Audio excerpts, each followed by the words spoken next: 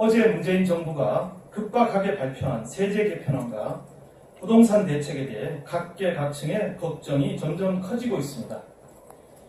명목세율 인상이 없다던 정부와 증세가 필요하다는 집권 여당 간의 엇박자 속에 정부 여당이 들고 나온 세법 개정안은 미래 세대의 세금 폭탄으로 돌아올 우려가 높습니다.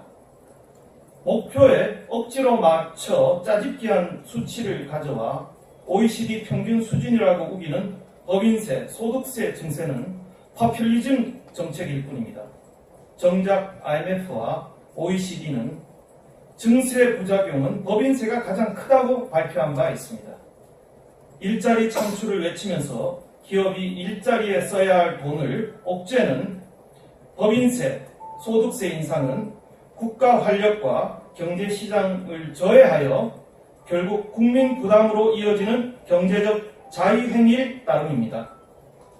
문재인 정부는 국정과제에서 선심성 정책을 남발해놓고 이를 위한 재정 확보의 방안으로 재정 효율성 제고와 지출 절감 노력, 소요 재원 조달 계획 검토 등이 아니라 대기업과 고소득층에 대한 징벌적 증세를 선택했습니다.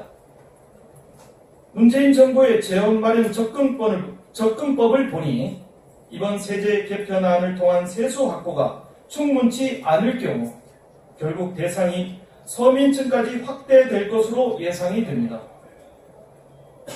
이번 부동산 대책도 마찬가지입니다. 수요와 공급의 상호작용과 시장 경제에 대한 이해가 수반되지 않은 편파적이고 근시안적인 정책인 점이 아쉽습니다. 부동산 시장과의 전쟁으로 상징되는 이번 대책이 이전 노무현 정부의 대책과 대동소이하다는 점 역시 우려스럽습니다.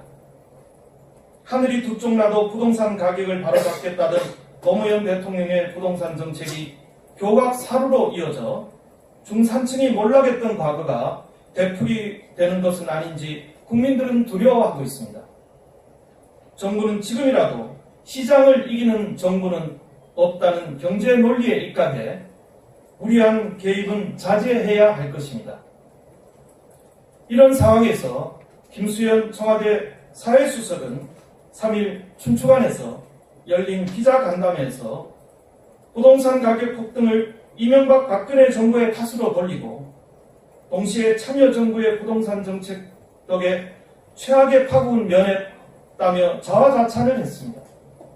심지어 지금이 정상적이었다면 박근혜 정부 임기 중일 것이다. 박근혜 정부라 해도 지금 부동산이 올랐을 것이고 규제 조치를 안 할 수 없는 상황이라는 낯간지러운 주장까지 덧붙였습니다. 그런 논리라면 박근혜 대통령의 경제적 공은 왜 인정하지 않는 것입니까?